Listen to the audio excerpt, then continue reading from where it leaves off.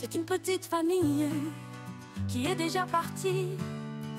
En traversant mer et océan, elle ne veut pas perdre de temps. Au large des Antilles, l'aventure c'est la vie.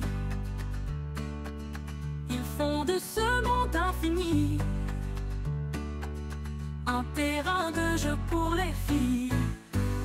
Où qui va, il va où? Il va là, tout au bout de l'Europe à l'Amérique. Il fait le tour de l'Atlantique.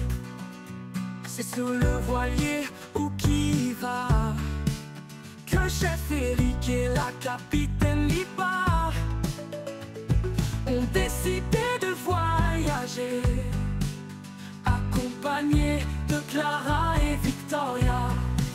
Le soleil se lève à l'est, la famille lève l'ancre pour de nouveaux horizons.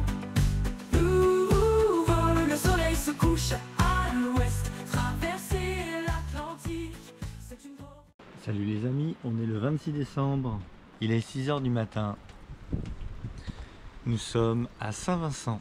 On va pas rester plus longtemps ici parce que je suis attendu en Martinique pour faire le nouvel an.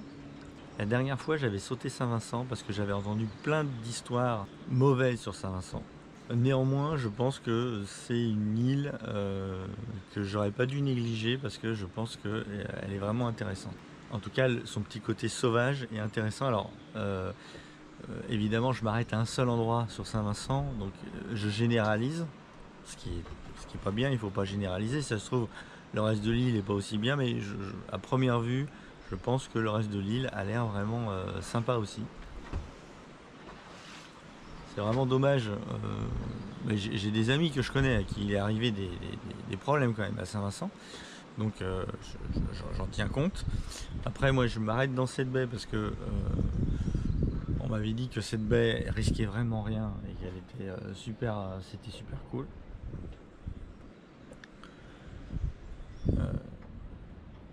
En tout cas, ça mériterait, en tout cas je trouve que Saint-Vincent mériterait, je pense, un mois, au moins un mois à Saint-Vincent pour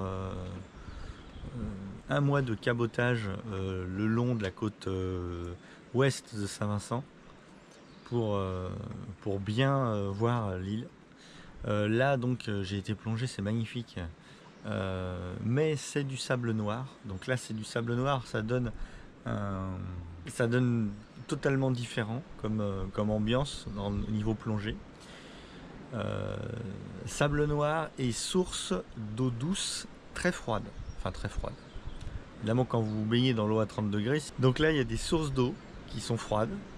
Et alors la différence de température, je pense que c'est de l'eau douce également, ça trouble l'eau, ça fait, on voit rien, c'est-à-dire que ça rend l'eau toute trouble. Mais pas trouble, pas parce qu'il y a des particules, parce qu'il y a une différence de température et surtout de salinité. Et donc j'ai pas trouvé où sont exactement les sources, mais visiblement c'était entre les cailloux là. Hier j'ai fait un petit tour en drone, vous avez vu au début de cette vidéo je pense. Et là donc ce matin on va partir direction Sainte-Lucie. Sainte-Lucie c'est très beau aussi, mais j'ai trouvé moins sauvage. Là je trouve que c'est plus sauvage. Je sais pas si sauvage est le bon mot, en tout cas plus dans son jus. Regardez, on a un habitant.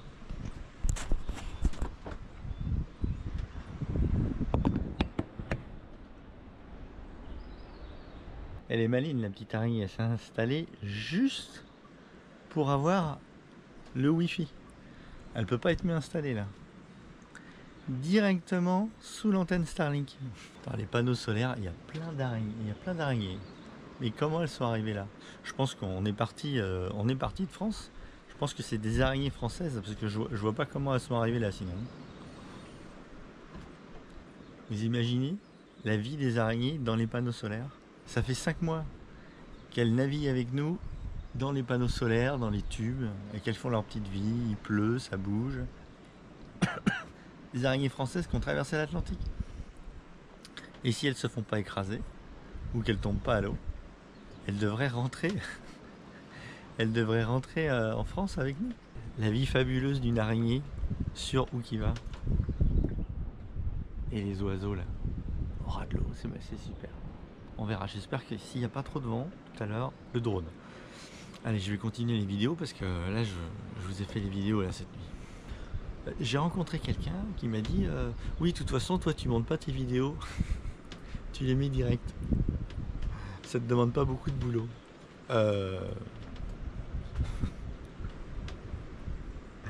Alors, je vous assure qu'une vidéo par jour, ça demande du boulot.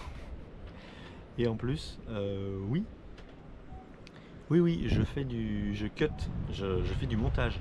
Parce que si je fais pas de montage, je vous assure que pour vous ça va être horrible. Parce que je bégaye, je fais des enfin, c'est pénible. Je suis pas un très bon speaker. Je valide tout à fait qu'il y a des vidéos qui sont plus ou moins bâclées. De temps en temps, j'oublie de mettre les dates, j'oublie de mettre plein de choses. Et oui, mais ça vous fait voir l'artisanat. Hein, voilà. Je ne suis pas un professionnel. Ce que je veux dire, c'est que je ne suis pas youtubeur. Voilà, ce n'est pas mon métier.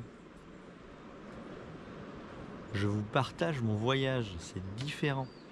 On a quitté Saint-Vincent, on était dans la baie de Château-Bel-Air. Et on se dirige vers Sainte-Lucie.